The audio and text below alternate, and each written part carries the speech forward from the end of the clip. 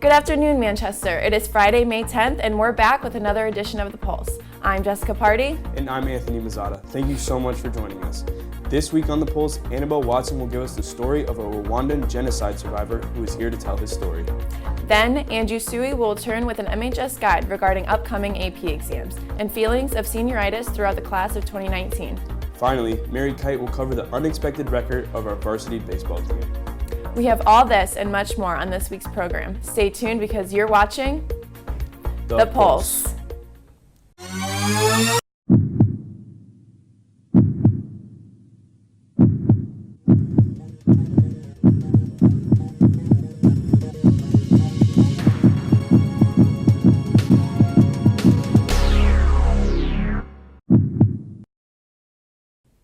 Last year, Manchester High School's rather new academy, GSA, hosted one of the school's biggest fundraising events. With over 150 students and staff volunteering last year, participation is only expected to grow. Tatiana Rosa dives deeper on how the smallest academy here at Manchester is making the biggest difference. For the second year in a row, Manchester High School's Global Study Academy will be hosting another Harvest Pack event. Being one of the biggest food share events at Manchester High, organizers hope to provide food, nourishing food, food substances to countries in most significant needs. Harvest Pack is a national-wide event that helps pack food for countries in need. Many people see Harvest Pack as an opportunity to not only receive volunteer hours, but as an opportunity to acknowledge themselves about third world countries. It takes you outside of the school so you can get experience with other countries that are experiencing difficulties that maybe you don't think of on a normal day-to-day basis. While last year was a success, organizers like Miss Acapellas are looking for even more students to help out. At our Flex meetings, we've been talking about, so this is a level of involvement, is getting the word out, is inspiring students to want to get involved in the day of the event. Be sure to join students here on May 23rd in the cafeteria to be able to help countries in need and to be able to help influence other students in participating in the next upcoming years. From Manchester, this has been Tatiana Rosa reporting. If you'd like to participate in Harvest Pack, you can head to room 108 to get a permission slip. It's great to see how students, not just from the Global Studies Academy, but throughout the whole school, are getting involved to help end hunger. Exactly. I hope the event goes well. The Manchester Board of Education is always looking for new opportunities for their students. The most recent idea will have a lasting impact on the community, especially this winter. Kelly Maloney has the story. Recently, the Board of Ed has launched an initiative for all the schools in town to design their own snowplow. This opportunity has given students the chance to show off their creativity. I painted Saturn. I loved it. Both teachers and students alike are benefiting from this opportunity. So it gives us an opportunity to work with them and, have a little more fun and a little less structure than we would in a normal classroom setting. At Manchester High School, Caitlin Jones has taken on the role as lead designer of one of the 4 plows. Creating the plow actually helps me to express what I want to do in the real world and change people's lives. Not even through work, but through art as well. Caitlin believes the plows will have a positive impact on the Manchester community, as well as all of its schools. It's designed because it's important, and I think that it matters because something small like this can actually change someone's lives. From the town's elementary schools to its middle schools to our very own Manchester High School, the Plow Initiative has given students an opportunity to make a difference in their community. From Manchester in the Pulse, this has been Kelly Maloney reporting. I can't wait to see how the snowplows turn out.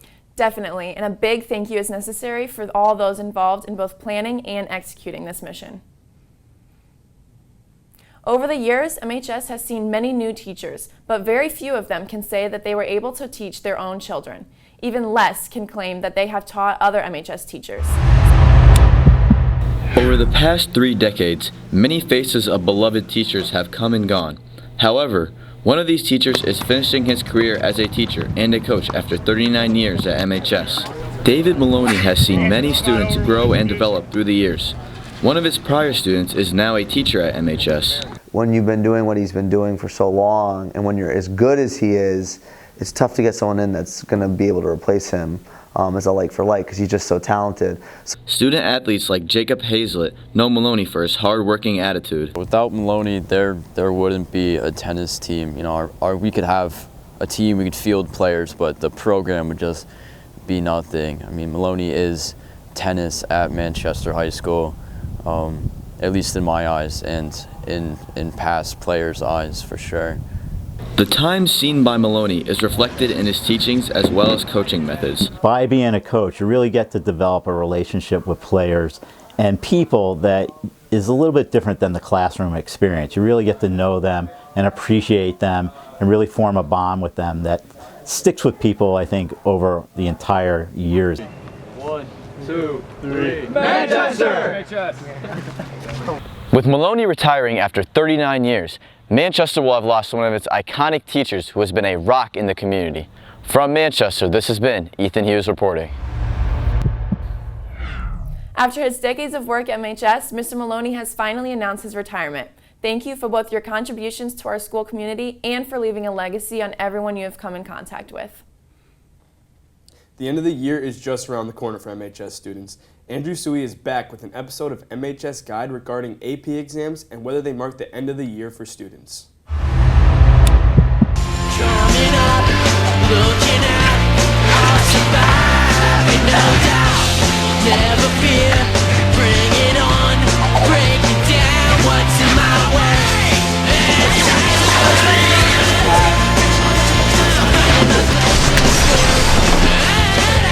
It's a classified school survivor guide. MHS students walk through these halls each and every year for 183 days with one thing on their mind: summer. But does summer come sooner for students as they test in early May?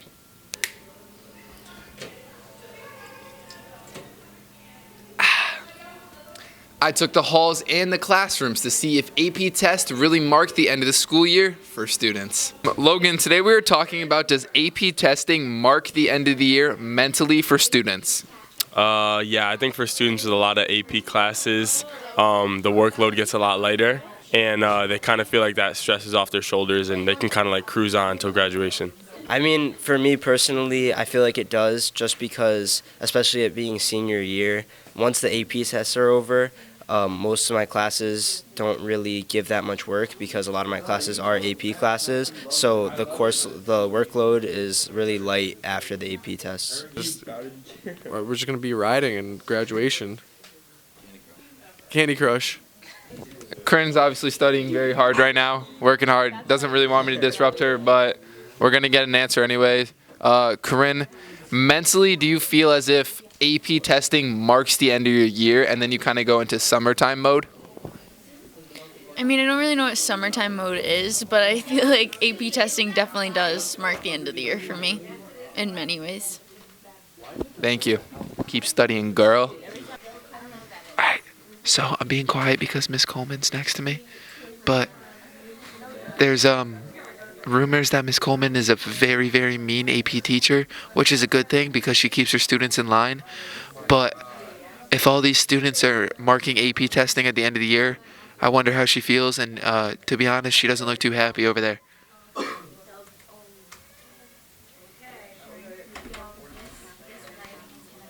Debatable. Miss Coleman teaches a lot of AP classes, and a lot of your students just let me know that AP testing marks the end of the year for them, and after that they're not going to give their full 100% effort. What are your opinions on that? You know, I'm mildly okay with it.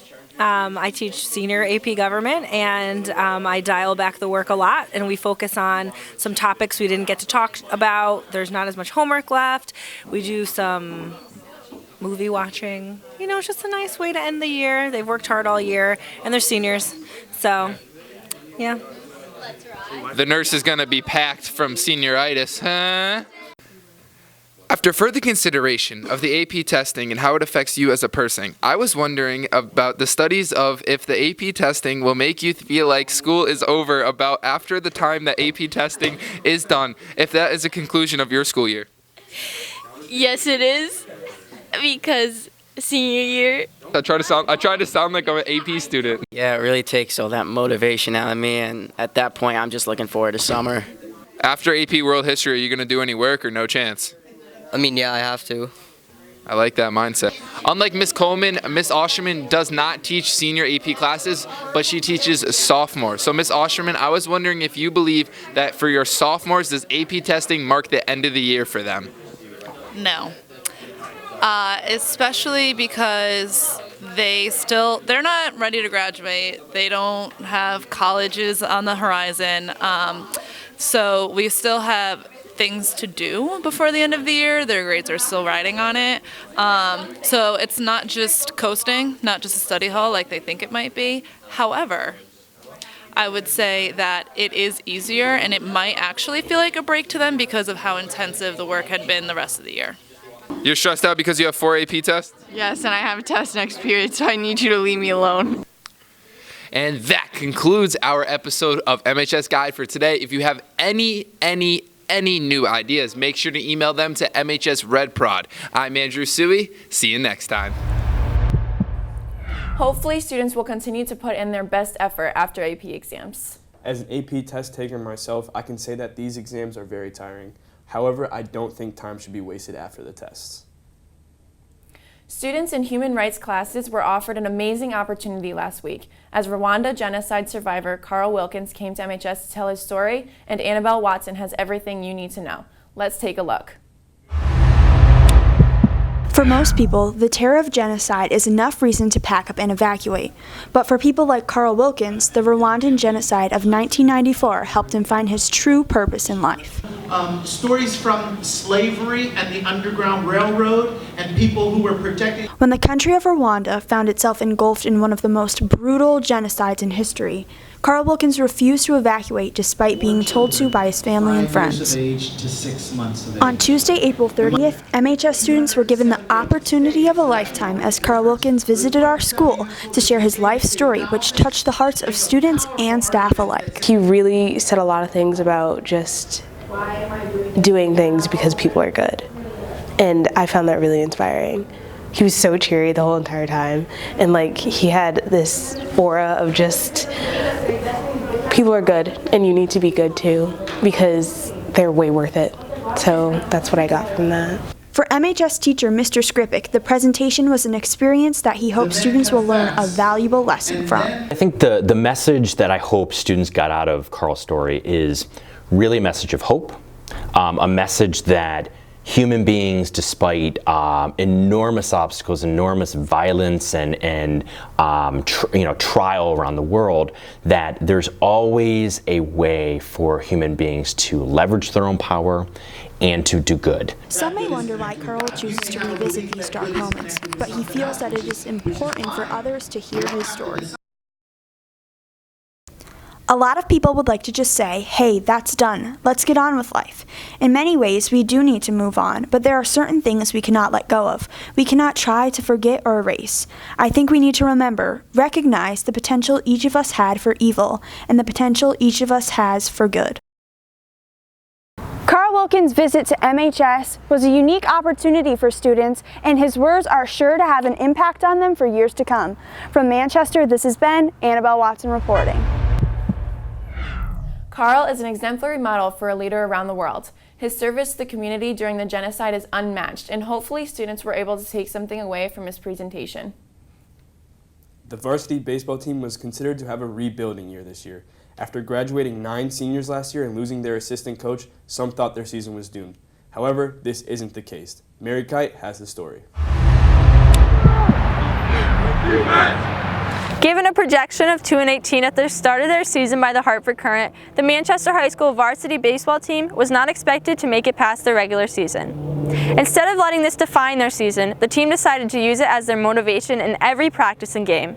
Captain Mark Pavera believes these projections have helped the team put in their best efforts and prove people wrong. It really is motivation. We don't really think about being an underdog, but we just try to play our game, play the best we can, and try to prove people wrong. It isn't just MHS baseball that has been faced with criticism and doubt. Players like Rigo Garcia, who plays for the Hartford Yard Goats, had to work hard to get to where he is today. You know, I went to a Division II school, out of high school. That was my only offer. Got drafted in the 30th round, kind of always been overlooked. And, it's just been that, overshadowing, that kind of kept me going and motivated me. For Rico's cousin Jayshawn Falero, it isn't just the projections that give him the motivation to put in his best effort. My older cousin actually is one of the biggest inspirations in my life. Being that he's playing at Hartford now, it just helps me out more. Now I get to watch him. All the players' hard work and dedication have made the fans more excited to watch the team as well. Oh yeah, it makes it better because you're not going to want to watch everyone strike out or watch, and it's more fun for the fans and they're able to get into it when people are getting hits and stuff. The hard work has sure paid off as the team currently has a record of 8-7 and have now made it to the state tournament. We wish the team the best of luck as they enter their final games. From Manchester, this has been Merry Keyt reporting. After being projected to have a record of 2-18 at the beginning of the season, the baseball team has had quite a successful year. Hopefully they will be able to carry this success into the playoffs. Well, that's all we have for you this week, Manchester. Be sure to tune in next Friday, where Jenny Rivard heads to Salters Pond to highlight Manchester's annual fishing derby. If you have any story ideas we might have missed, you can email Mr. Larson at b11elars@mpspride.org. To learn more about the Pulse or to check out some of our other projects, visit our website at mhstelevision.com. And don't forget to follow us on Twitter and like us on Facebook at MHSRedProd. I'm Anthony Mazzata. And I'm Jessica Party. This has been The Pulse.